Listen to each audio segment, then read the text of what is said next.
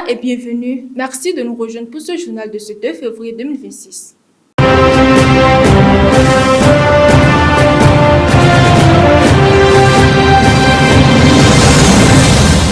On démarre cette édition en Afrique.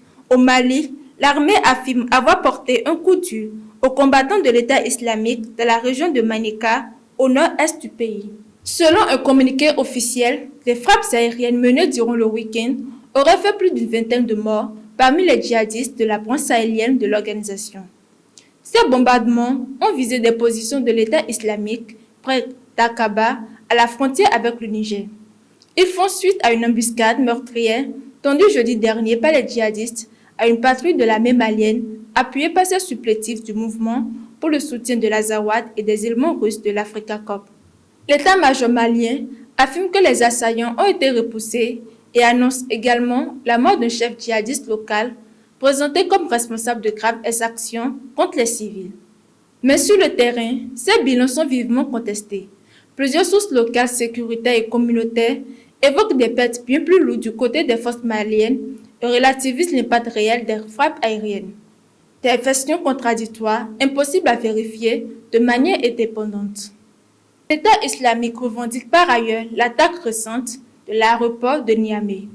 Toujours sur le continent africain, mais cette fois-ci sur le terrain diplomatique et économique, direction la RDC. Le président congolais Félix Tshisekedi est en déplacement à Abu Dhabi, où il doit signer ce lundi un accord économique global qualifié d'historique par la présidence congolaise. Fruit de près de 2 ans de négociations, ce document de plus de 100 pages couvre plusieurs secteurs stratégiques, dont les mines, le commerce et les investissements.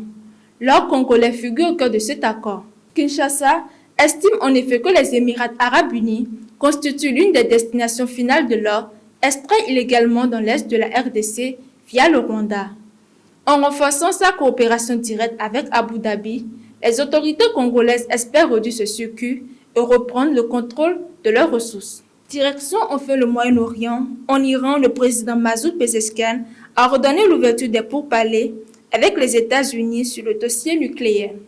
L'information a été rapportée ce lundi par l'agence FAS et confirmée par plusieurs médias iraniens. Selon ces sources, des discussions pourraient se tenir dans les prochains jours, possiblement en Turquie ou dans une autre capitale régionale. Plusieurs pays dont la Turquie, l'Arabie saoudite, l'Égypte et le Qatar jouent actuellement des médiateurs pour faire retomber des tensions et éviter une confrontation militaire. Mais les divergences restent profondes. Téhéran refuse toute remise en cause de son programme d'enrichissement d'uranium à usage civil et exclut toute négociation sur son programme balistique. Des lignes rouges que Washington juge incompatibles avec ses exigences, notamment l'arrêt total du programme nucléaire iranien. Le chef de la diplomatie iranienne affirme toutefois qu'un accord juste et équitable reste possible. De son côté, Donald Trump se dit prêt à négocier tout en laissant planer la menace d'une réponse militaire en cas d'échec. Ainsi s'achève ce journal de ce 2 février 2026. Merci de votre attention et excellente soirée à tous.